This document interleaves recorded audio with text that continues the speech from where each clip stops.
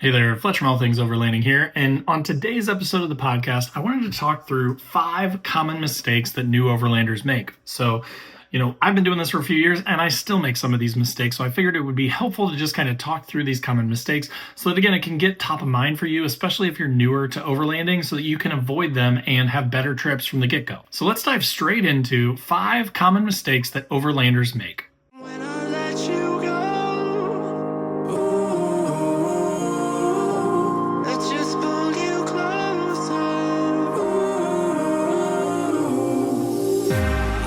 Understand where it came from, but you got it, I got it. It began in the land of the sandstorm. I fought it, though I wanted everything to do with what you give to me.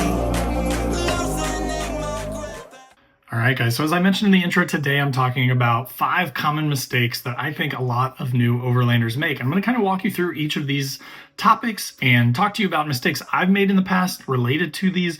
And again, try and hopefully give you some ideas, some things to think about before you go on your next trip or your first trip if you've never been, so that you can avoid them and have a better trip than I've had in the past. So again, I'm going to break this out into 5 topics, 5 common mistakes, and I'm going to break those out for you here in the beginning just so you know what to expect in this episode. Those 5 things are going to be overpacking.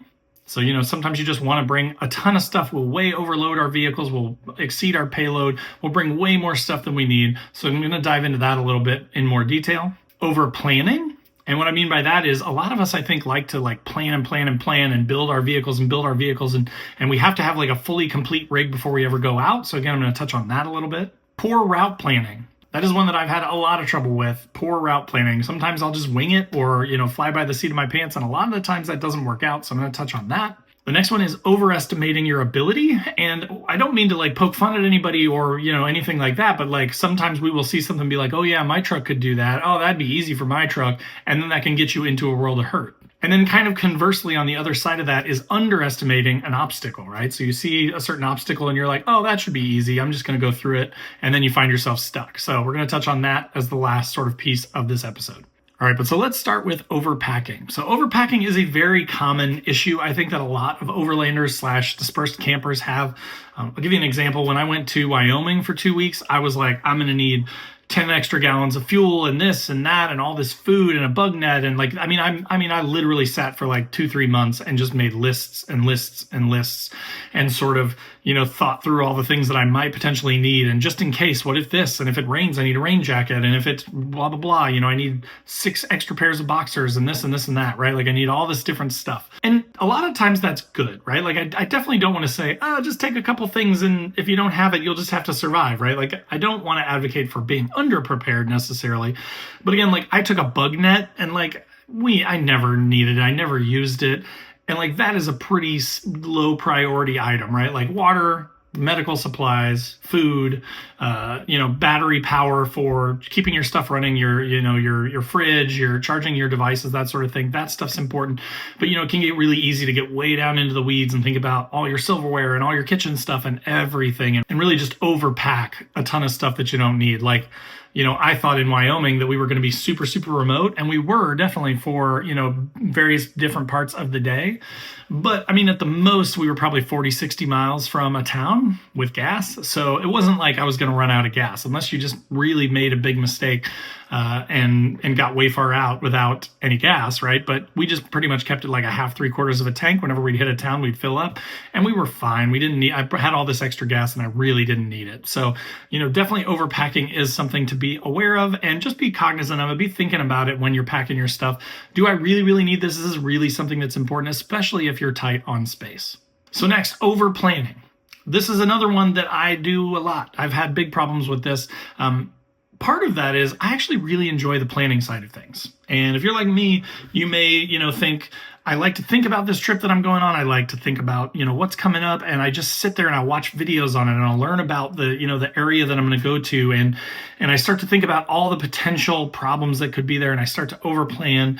And, I do that a lot still today with trips. But when I was younger, when I was earlier in overlanding and I had just sort of a stock vehicle, oh my gosh, I had so many, I had a literal whole spreadsheet with probably 40 rows on it of future mods mods. And I was just sitting there thinking, like, I need 33s, and I need a 2.5 or 3 inch lift, and I need this, and I need that, and I need lockers, and I need a drawer system, and a fridge, and solar, and a rooftop tent. And I mean, I had all these things planned out, and I'm sitting there and I'm budgeting and I'm looking at how much it's going to cost. And again, in some ways that can be really smart. And I personally really enjoy that side of it. I like to sort of plan and think about my modifications and think about why I'm making certain modifications and things like that. But when it starts to stop you, when it starts to cause problems and you're not going on trips because you're like, well, I didn't get those tires in and I don't want to go on the trip without my tires. And, you know, if it's a safety concern, if your tires are beat and you need new tires, that's different. But if you're just like, oh, I only have 33s, I didn't get my 35s yet, I can't go on that trip this weekend. Just go, right? Like if you don't have to have it, don't overplan so much that it prevents you from going on trips, right? Like get out and enjoy your time, take what you've got, learn from it, practice with it. Even if you know that you've got a crappy old Coleman 2-burner stove and you're going to be getting for Christmas a Jetboil Genesis and you're really excited about that, like don't take the 2 months leading up to Christmas and be like, man, I can't wait to get that Jetboil. I'm going to go out as soon as I get it. I'm going to go camping.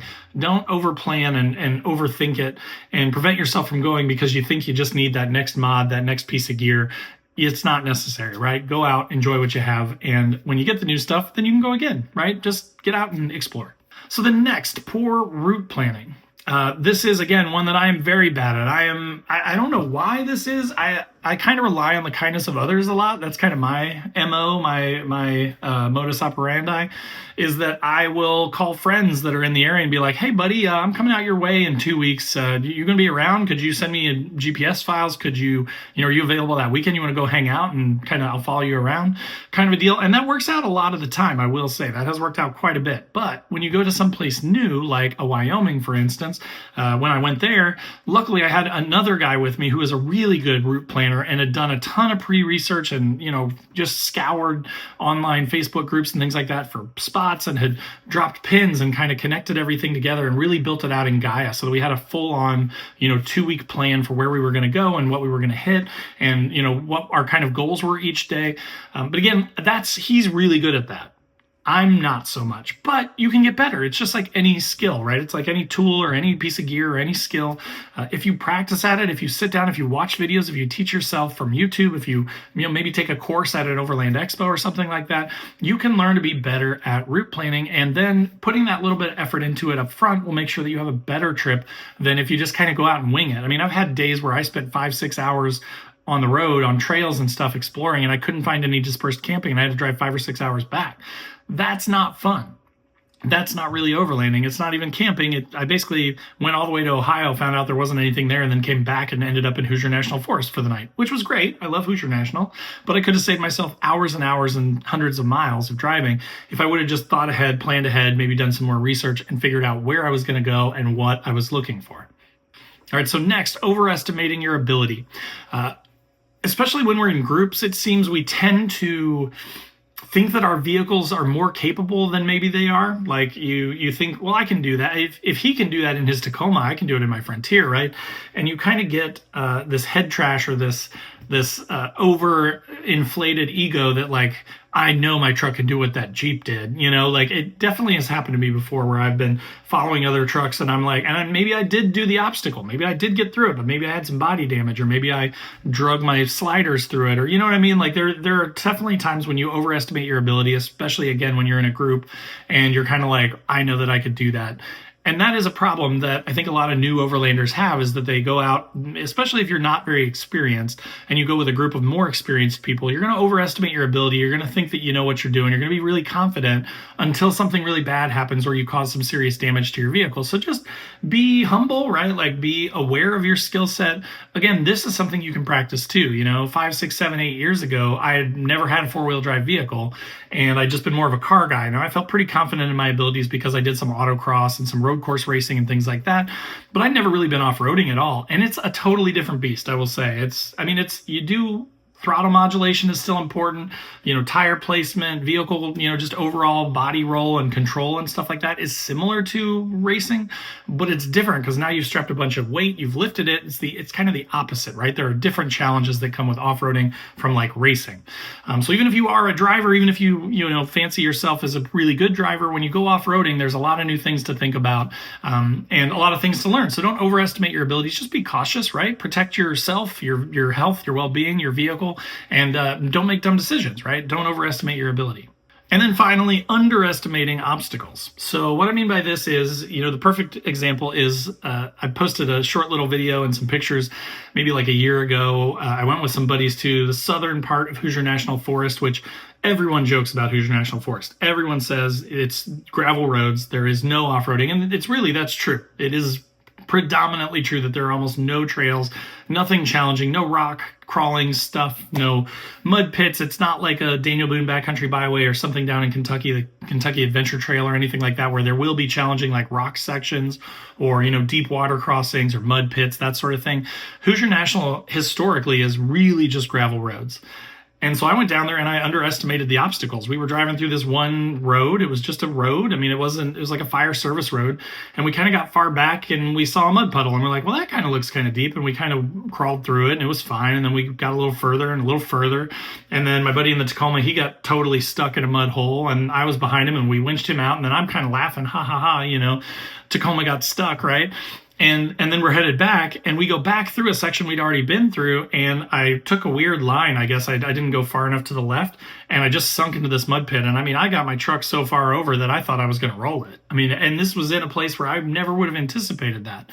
But so underestimating those obstacles like that, though, can lead to trouble, right? Mud holes are probably the most common thing, at least in my area, that I deal with. I know that I see people all the time in Kentucky that, post up and they're like, hey, I've been stuck for 4 hours and I can't get out and I'm by myself. Can anybody come and help? And they're stuck to their door handles with muddy water inside their vehicles and stuff because they didn't take the time to get out and maybe take a stick and kind of see if it's a hard bottom or a soft bottom. How deep is it? Play it cautiously, especially if you're by yourself. Like, I never want to be in that situation where I'm out in the middle of nowhere by myself and I'm stuck and my vehicle's flooded and or potentially my engine is damaged because I sucked water in and hydrolocked it, or I've ruined my interior because I'm stuck. Like, I can turn around. So that kind of, like I said, it goes hand in hand with overestimating your ability and underestimating obstacles. Sometimes you might think, oh, I can just floor it and I'll go through that. And even if it's a little deep, I'll get through it. And then the next thing you know, you're stuck out there for a day by yourself trying to get enough service to request someone to come out and help you get out. And, sometimes that can even lead to like a life and death or a potentially dangerous situation. So just make sure that you're cautious with obstacles, that you're not underestimating them, that you're trying your best to be cautious.